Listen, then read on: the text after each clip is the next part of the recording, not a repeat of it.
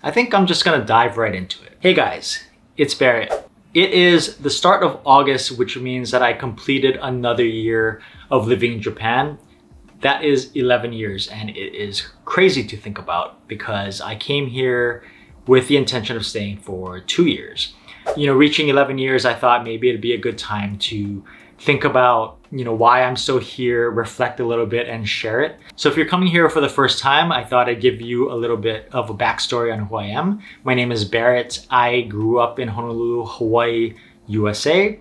Went around the West Coast for college and then started working in San Francisco at a small startup there doing social media marketing type of work before I ended up moving to Fukuoka, Japan on the JET program to teach English. Now, as far as why I decided to move to Japan in the first place, it's not because, I'm some otaku or, I'm really into the culture or anything like that. It's not any of those. I think part of it is because I am fourth generation Japanese American, and I kind of talk about this in another video about life in Japan as a Japanese American. But growing up, I never thought about moving to Japan or living in Japan. In fact, I was like a terrible Japanese language student. Probably a B or B plus was the best grade I got, usually B minus C or something like that. And I'm still bad at the language today, so I think nothing much has changed. But anyways, I didn't take Japan that seriously. And it wasn't until I went on a graduation trip after I graduated from high school with my good friend, Daniel. But both of us, we went to Japan for about a week and a half or two. And we went from Tokyo to Kyoto and down to Hiroshima and back to Tokyo. And I think that trip really changed me. I was really interested in Japan. It was so different, right? And everything about it pretty much was really enjoyable for me, and it just amazed me. And then I went to college, and I think all through college, I was kind of thinking about Japan somewhere in the back of my head. I had no real intention to seriously plan out a move there, but it was always kind of in the back of my head, someday I'm gonna live in Japan and maybe a few other countries. It's gonna be this incredible adventurous life.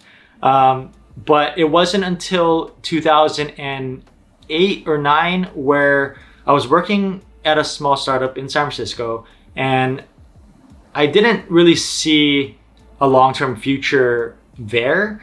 And it was a time where the economy started getting really bad, right? In the Great Recession in 2008. And so I applied for the JET program, and luckily I got accepted.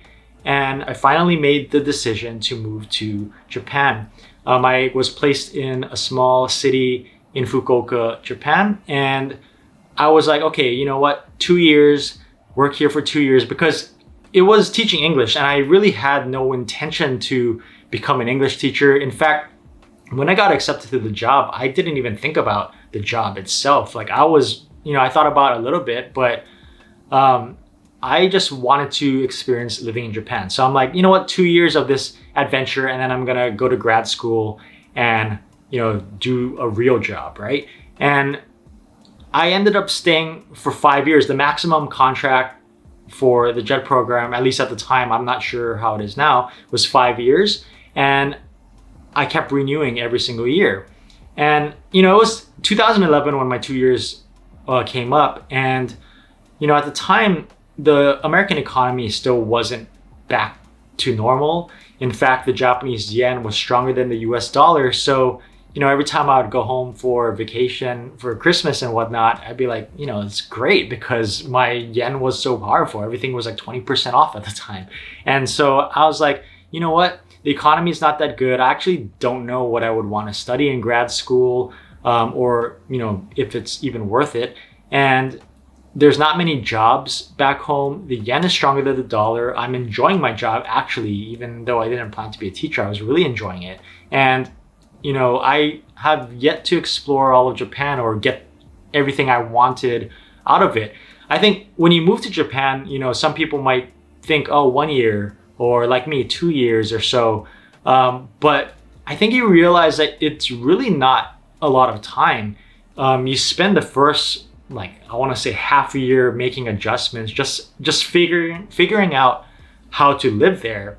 And then you know, if you're only staying a year, the next half is like, you know, you're preparing for your phase after that. So you don't really actually get to settle into life in the country.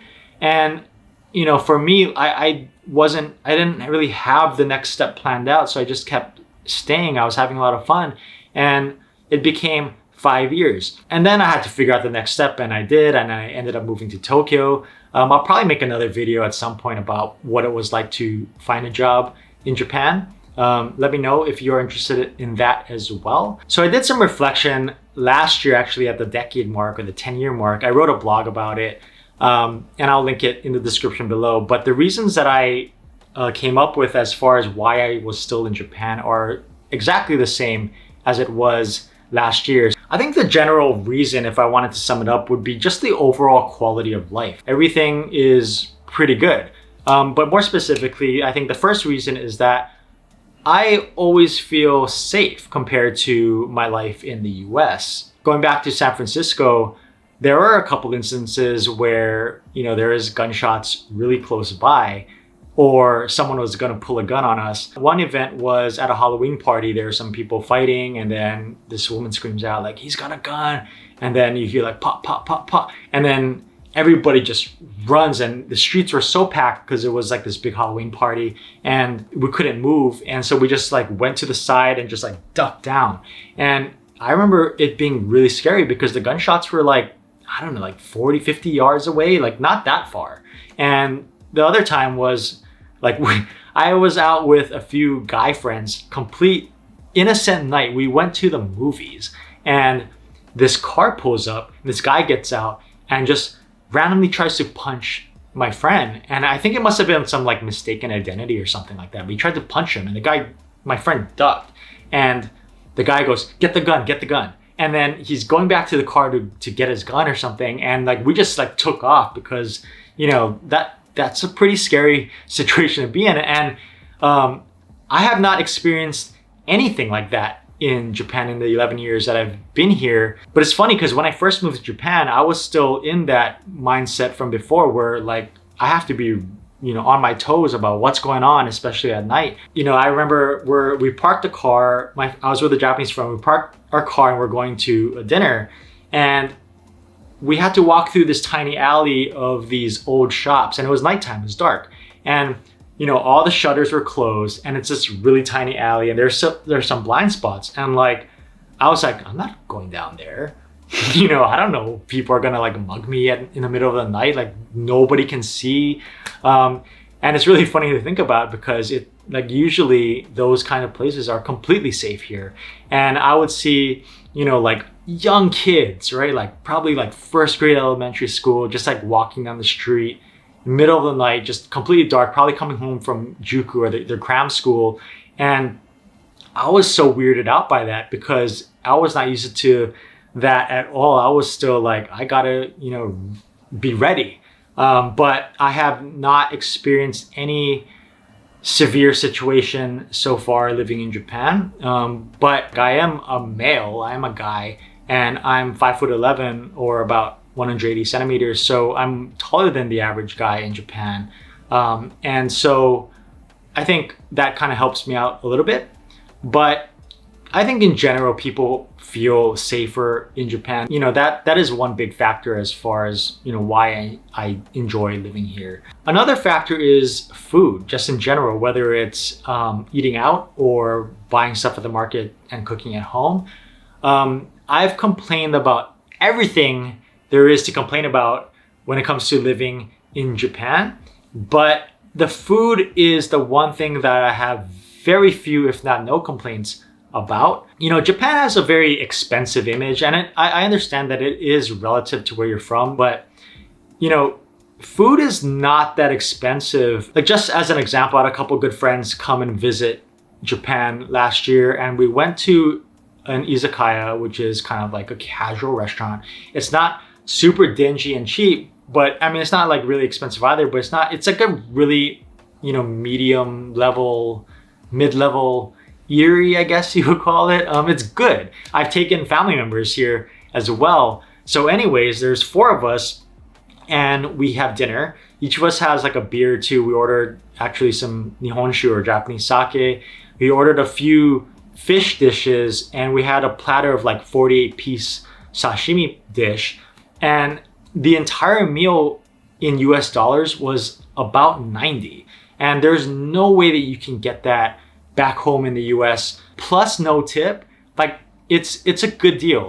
Of course, you're gonna have like the really high-end meals if you go to like the real popular sushi chefs and whatnot, you know, that you might be paying $300 per person. But on the other side, you can go to like one of those kaiten sushi places or conveyor belt sushi places and pay like $1 per plate. So you get this huge range. You can get good, you know, beef bowls that'll fill you up at Yoshinoya or Sukiya or whatnot. And they cost like $5 US. If you're going to the supermarket to buy some stuff to cook at home, you can get some things for very reasonable prices as well, especially if you cook Asian foods. For example, tofu. Tofu here is like $1. You can get tofu for even less.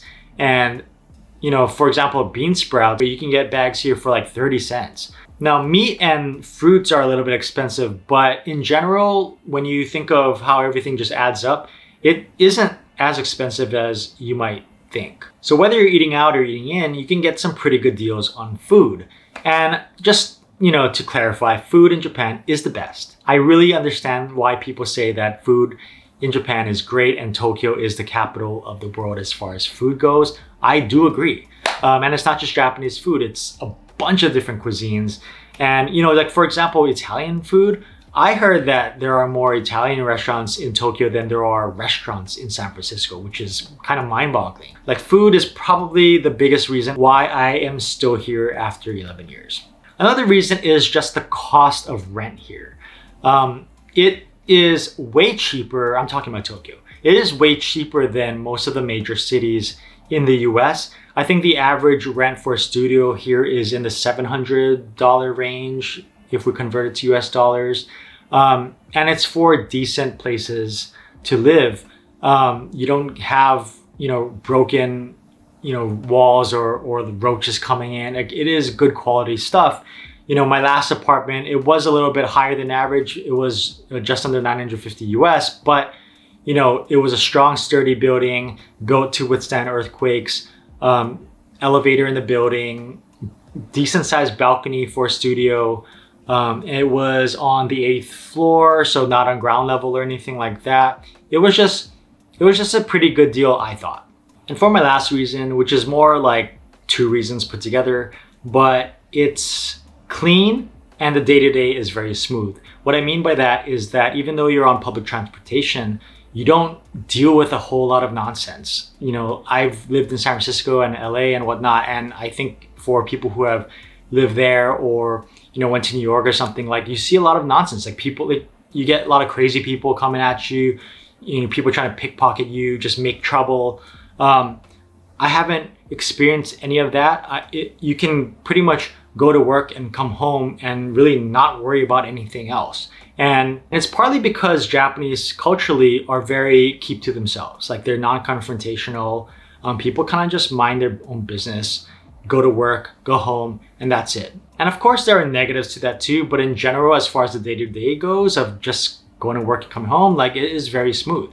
And also the area is clean. The streets are clean. Everything is clean here. I think almost to a fault, like it's almost sterile to a point. And there are people who visit and say like it's almost too clean, which is weird. But it is really clean. You don't have trash on the streets, even though there are like no trash cans anywhere. People are very mindful about the trash. And that comes from a different mindset about what public space is. Like in America, public space is more like, it's not my space and someone will clean it up. But in Japan, it's more like it's a shared space, everybody's space, so I have to do my part. And it is just kind of different in that sense, but that really helps ease the stress a little bit. So I hope that gave some insight as far as, you know, what it's like to live here. You know, there's a lot of other people who are long-term residents of Japan, a lot of other foreigners. So for those of you who are thinking about whether or not to move to Japan, I would just say, just do it. I mean, you can always move back, right? You might as well just try it out. And if you don't like it, move back. But it's better than not trying and then, thinking about like, oh, what if I did, or would it have been better? Like, you would never know. So just try it. The only thing that I would say that you should be concerned about is staying a long time when you don't intend to. I'm not saying that's a bad thing. I think for me personally, I don't have any regrets doing so. I enjoy the experience even now. But if that's going to affect things back home for you, that is something that you'll have to think about. But other than that, like, I think it's been a good experience. I have no regrets about moving to Japan. I'm very glad that I did. And yeah, here I am, year 12. But thanks for watching until this point. If you haven't yet already, please subscribe, hit the bell if you would like notifications, and feel free to follow me on any other channels. I'll just link everything below in the description, so check that. Otherwise, I will see you in the next one. Laters.